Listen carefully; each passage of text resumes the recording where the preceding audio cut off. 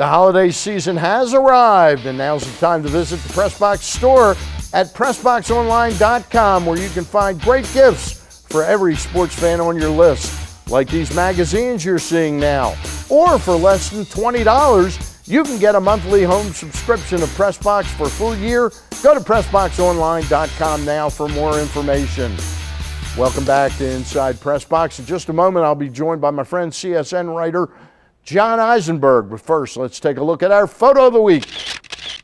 The Photo of the Week is brought to you by Yuengling Lager, true American classic, taste quality that 180 years of family-owned and operated tradition brews into every single bottle.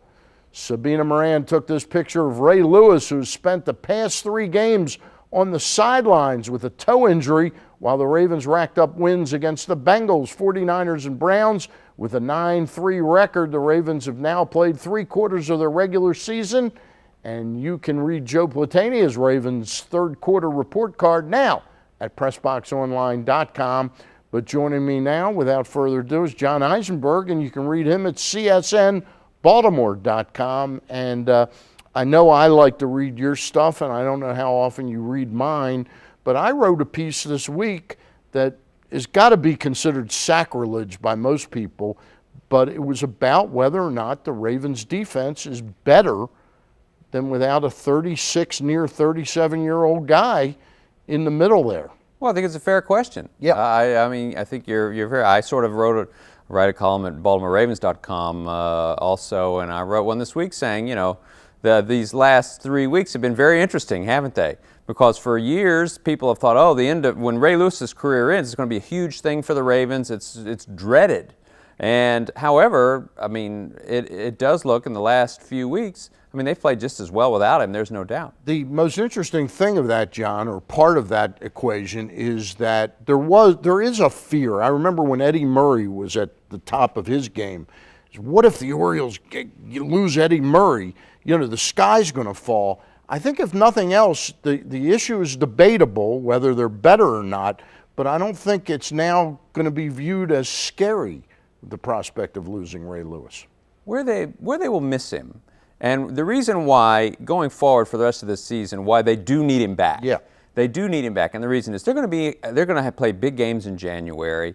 Tom Brady's going to be on the other side of the line of scrimmage, or someone like that, and they're going to need someone who knows. I mean, Ray brings, aside from his physical skills, just unsurpassed knowledge and the ability to recognize things. And the Ravens benefit from that, and I think that they will benefit from that in January. So they do need him. Physically, you know, he's not as fast as he was. Yep. He's still agile. He's still tough.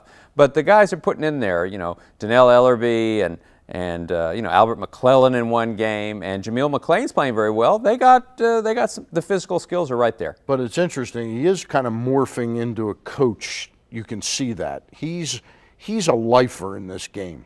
He's not going to walk away. Well, my own opinion, I think he's going to be in the TV booth. Yeah. I think that he's got the NFL Network written all over him. Mm-hmm. And so maybe will he be a coach? Maybe he'd be a good one. There's no He would doubt. really be a good coach. He'd be a good one here, in particular, where he's got sort of this aura. Let me ask you one question now. He's got turf toe, which we all know is what Jonathan Ogden had, and it ended his career.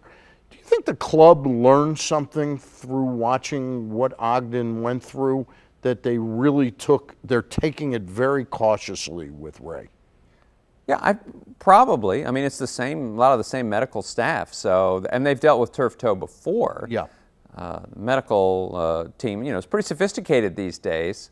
And what's interesting, the San Francisco game was one where you know he wanted to play. Yeah. But otherwise, like Cleveland last week, Indianapolis this week, they can live without him.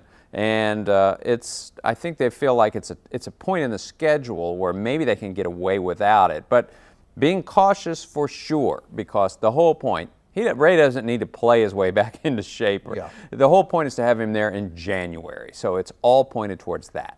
Question for you. It hasn't been written much or talked about. Donovan McNabb, released by Minnesota, put on waivers. Nobody claimed him. I don't think he's got much left in the tank, okay? I think that's not arguable. But who would you rather have should Joe Flacco go down in a key moment this season for one game, a half, would you rather have Tyrod Taylor coming in to play football or Donovan McNabb? Well, Donovan's a much bigger name.